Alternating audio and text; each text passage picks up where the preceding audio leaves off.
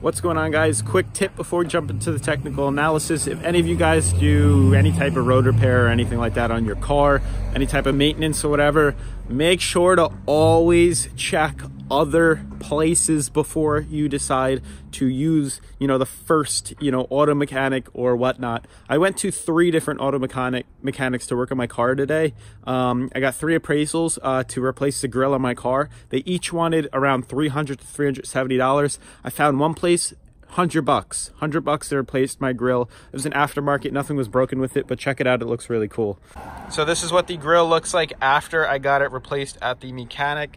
It is an RS3 grill. It is super nice. It is the, the web with the Quattro grill. It is awesome. Love it so much. And it's all gloss black. You want it on YouTube? It's not for YouTube. It's for us. Crazy. Don't put anything first. Chicken shrimp. Chicken shrimp. All right, Hayden, send me the pictures. I've seen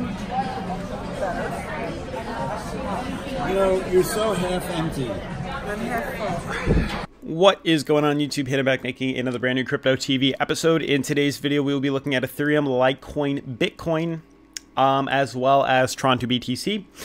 We will also be discussing a couple of things. I've seen a lot of you guys comment on my previous video where Bitcoin and Litecoin could go in 2019. A lot of you guys were discussing a potential pull for Litecoin to go to $4, and we had a lot of people that were very pro Bitcoin, and Litecoin, and we're expecting Litecoin to move up to $500 in 2019. Same thing with Bitcoin. People, on the extreme side said 60,000, on the bear side said 2,000. So it's definitely going to be something I want to discuss today and give you guys my personal outlook on where I can see these cryptos going in 2019, my very conservative approach to things. I will also be discussing a previous article that we've talked about, which was about Russia deciding to buy cryptocurrency and Bitcoin.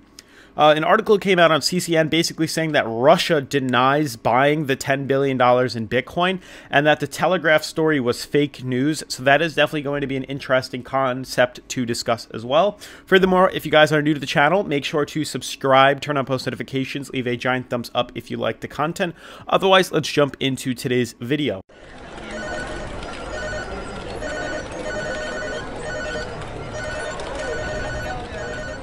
So, as you guys saw in the vlog in the beginning of today's episode, yes, that was a very fancy, brand new Japanese restaurant that just opened up. I know a lot of you guys were probably confused as to what that was. And yes, I did get a brand new grill on the front of my Audi, so that was pretty cool. Just wanted to show you guys kind of what I'm doing in my own personal things instead of having my own separate channel. It takes a little too long, so I decided to incorporate it all, into one thing. Otherwise, I appreciate and thank all you guys who are using the ABRA app. The link is in the description, and I know a bunch of you guys are signing up every day. I check it and it says I got a new referral from one of you guys, so I do appreciate that. It's basically a way to score $25 of free Bitcoin on your first sign up. It's a promotion. Basically, all you do is deposit $5 from your bank into the app, into crypto, and then they will reward you with $25 of Bitcoin within the following week. So it's an awesome promotion that ABRA is doing, part of the Litecoin team. Huge things. Definitely check it out. Link is in the description, top of the description. Furthermore, let's just jump onto today's episode looking at the coin market cap. You guys can see the market cap is 122.3 bill. Bitcoin dominance is 52.4, and 24-hour volume is 16.8. So Bitcoin dominance is kind of saying the same. We're seeing a lot of, consolidation. Yes, the market cap is slightly higher than yesterday, kind of up about 1.3 billion. Not really much, but yes, $1 billion is a lot, but it's just more volume heading to the exchanges, as well as the 24-hour volume is slightly higher than yesterday. And we can kind of see that being reflected within these top 10 cryptos. Litecoin still number 8, slightly down. We're now below that 1.9 bill we were at yesterday. It's currently at 1.88 billion. Down around 1%, but for the most part, these coins are starting to move up. Bitcoin is at 3666. Hopefully there's no, weird stuff that happens when I say 666, but otherwise, it's up 0.57%. You can see the small growth in the past day. Otherwise, the coins are kind of just trading sideways, consolidating. Really not seeing much moves in either direction. Either we're up 2% or down 2%. Augur up 11%, making some pretty huge gains. We have another double gainer. Status. Steam actually is up 10%. I definitely have to check out my Steemit account. My link is also in the description if you guys wanted to see that.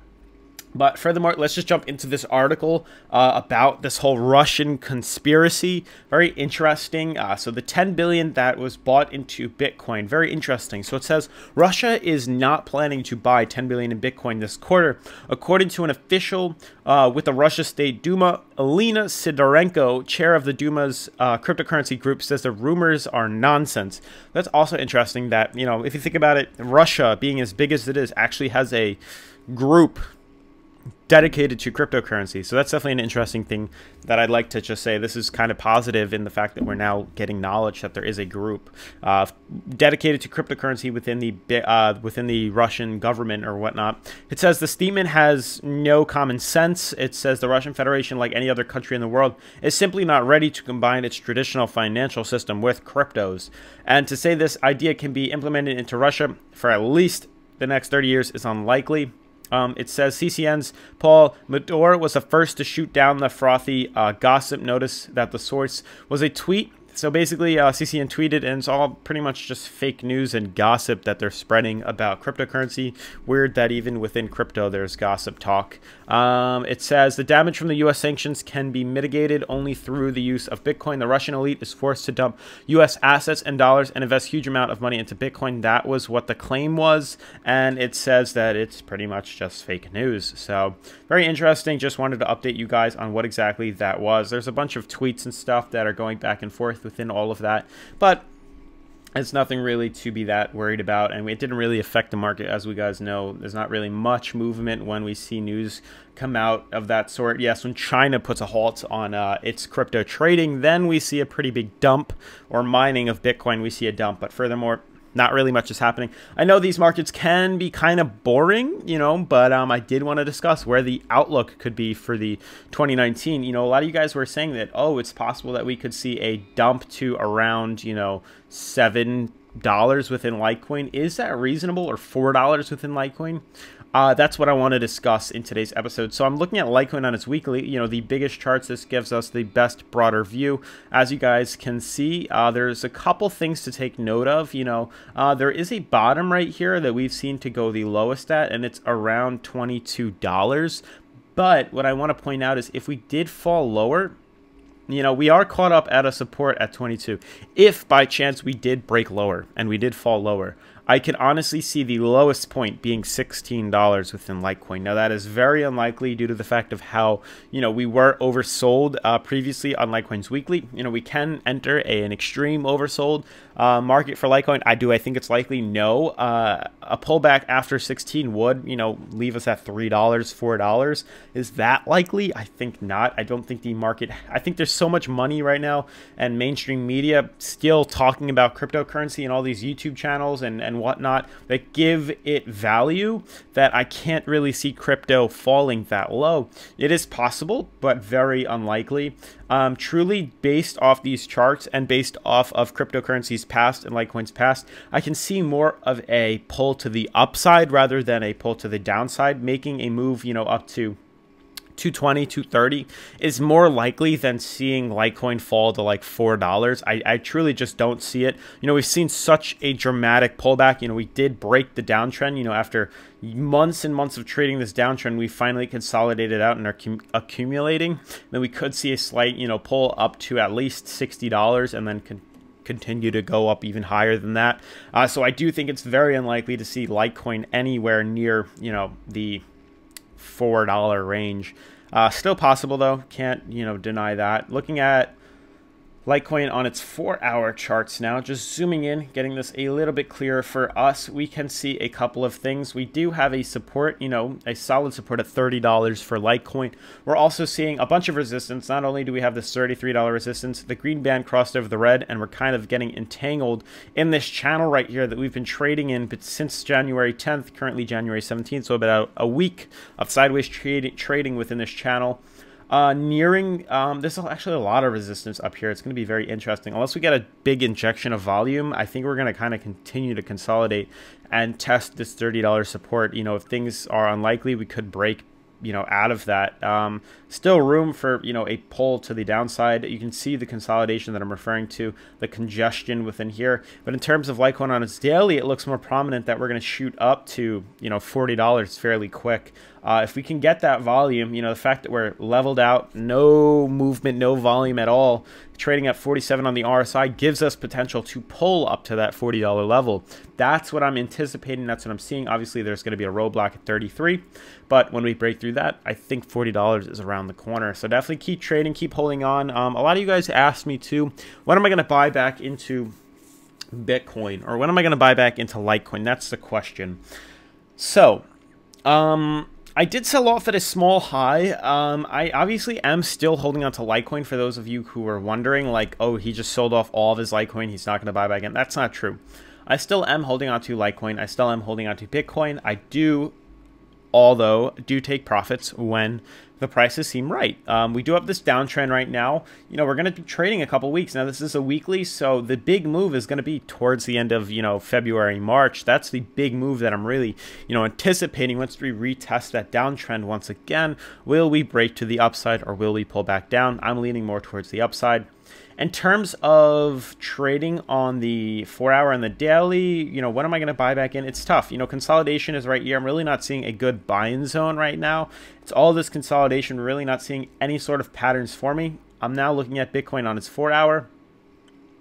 And you can see how intertwined we are right now. Yeah, we are. We did find a support at 3,600, but it's just a lot of sideways trading, a lot of resistance up at this downtrend here. We did see a slight pullback. You know, if you bought at 35, you could sell at 36. Not really a big profit, you know, margin, but we're going to have to break and pull up above this high-low MMA. So I'm definitely not seeing a real pattern to want to, you know, indulge and buy more crypto and buy back into Litecoin. When I do, obviously, I'll let you guys know. But I just see this market right now being a big consolidation zone. I do think there's going to be a lot of sideways trading. Same thing goes with Ethereum. So not really much I want to discuss with Ethereum besides the fact that there is this sideways momentum.